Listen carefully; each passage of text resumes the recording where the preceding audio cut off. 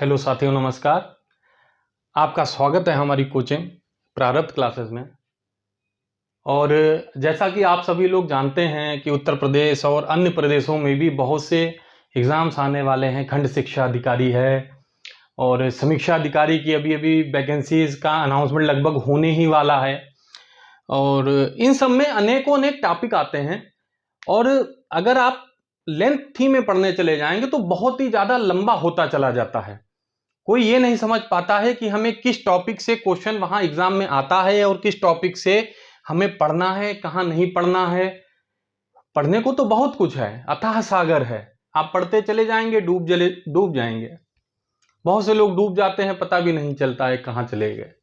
उनमें से नहीं बनना है हम लोगों को टॉपिक वाइज स्टडी करनी है। और वही उसी क्रम में मैं आज अपना ये वीडियो लेके आया हूं महात्मा गांधी जी द्वारा स्थापित किए गए प्रमुख आश्रमों के बारे में। ये अक्सर पूछ लिया जाता है कि ये आश्रम कहाँ है या ये किस सन में स्थापित किया गया महात्मा गांधी जी द्वारा। इसी क्रम में पहला जो आश्रम महात्मा गांधी जी द्वारा स्थापित किया गया था वो था टॉलस्टॉय आश्रम, या इसको टॉलस्टॉय फार्म भी कहते हैं, जो उन्होंने दक्षिण अफ्रीका के जोहान्सबर्ग में सन 1902 में स्थापित किया था। उसके बाद फिनिक्स फार्म या फिनिक्स आश्रम जो डरबन में दक्षिण अफ्रीका में, ये भी इन्होंने दक्षिण अफ्रीका में ही किया था, डरबन में सन 1904 में। तीसरा साबरमती आश्रम, उसके बाद ये भारत आ गए थे सन 1915 में, तब इन्होंने साबरमती आश्रम की स्थापना की थी अहमदाबाद, जो कि गुजरात में है, सन 1915 में।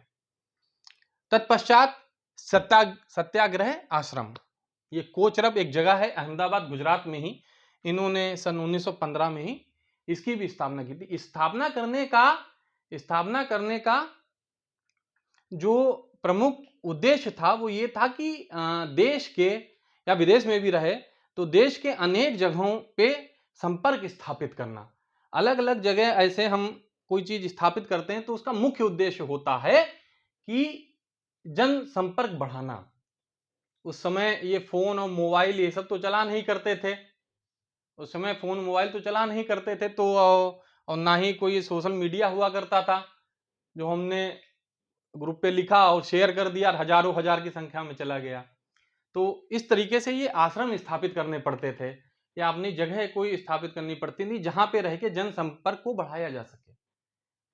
फिर पांचवा जो आश्रम इन्होंने स्थापित किया था वो था अनाशक्ति आश्रम। अनाशक्ति आश्रम जो है वो कौसानी उत्तराखंड में है सन 1929 में।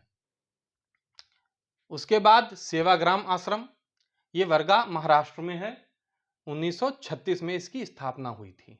ये महात्मा गांधी जी द्वारा स्थापित किए गए 6 प्रमुख आश्रम हैं। इनका क्रम भी है, कहाँ कहाँ स्थापित हुआ ये भी है और उनके नाम भी हैं।